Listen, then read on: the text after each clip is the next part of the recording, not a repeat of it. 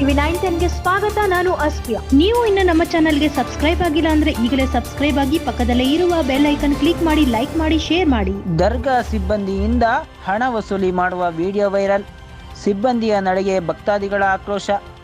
ದೃಷ್ಟಿ ತೆಗೆಸುವವರಿಂದ ಹಣ ವಸೂಲಿ. ಚಿಂತಾಮಣಿ ದರ್ಗಾ ಆವರಣದಲ್ಲಿ ಭಕ್ತಾದಿಗಳು ಖಾಸಗಿ ವ್ಯಕ್ತಿಗಳಿಂದ ದೃಷ್ಟಿ ತೆಗೆಸುತ್ತಿದ್ದ ವೇಳೆ ದರ್ಗಾ ಸಿಬ್ಬಂದಿಯೊಬ್ಬರು ಭಕ್ತಾದಿಗಳಿಂದ ಹಣ ವಸೂಲಿ ಮಾಡುತ್ತಿರುವ ವಿಡಿಯೋವೊಂದು ಸಾಮಾಜಿಕ ಜಾಲತಾಣಗಳಲ್ಲಿ ವೈರಲ್ ಆಗಿ ಸಿಬ್ಬಂದಿ ವಿರುದ್ಧ ಭಕ್ತಾದಿಗಳು ಆಕ್ರೋಶ ವ್ಯಕ್ತಪಡಿಸಿದ್ದಾರೆ. ಅದು ಎಲ್ಲಿ ಅಂತೀರಾ? ಸ್ಟೋರಿ ನೋಡಿ.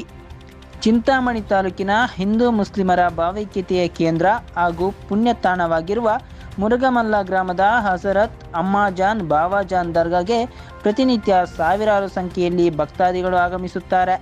ಇಲ್ಲಿ ವಕ್ಫ್ ಮಂಡಳಿಯಿಂದ ನೇಮಕಗೊಂಡ ಸಿಬ್ಬಂದಿಯೊಬ್ಬರು ದರ್ಗಾ ಆವರಣದಲ್ಲಿ ಖಾಸಗಿ ವ್ಯಕ್ತಿಗಳು ದೃಷ್ಟಿ ಇಳಿಕೆ ಮಾಡುತ್ತಿದ್ದ ವೇಳೆ ಭಕ್ತಾದಿಗಳಿಂದ ಹಣ ವಸೂಲಿ ಮಾಡುತ್ತಿರುವ ವಿಡಿಯೋ ಒಂದು ದರ್ಗಾಗೆ ಬಂದ ಭಕ್ತಾದಿಗಳು ಸೆರೆ ಹಿಡಿದು ಭಕ್ತಾದಿಗಳು ಮಾಧ್ಯಮದವರಿಗೆ ಕಳುಹಿಸಿಕೊಟ್ಟಿದ್ದಲ್ಲದೆ ಅವರ ವಿರುದ್ಧ ಸಂಬಂಧಪಟ್ಟವರು ಕ್ರಮ ವಹಿಸಬೇಕೆಂದು ಮನವಿ ಮಾಡಿಕೊಂಡಿದ್ದಾರೆ.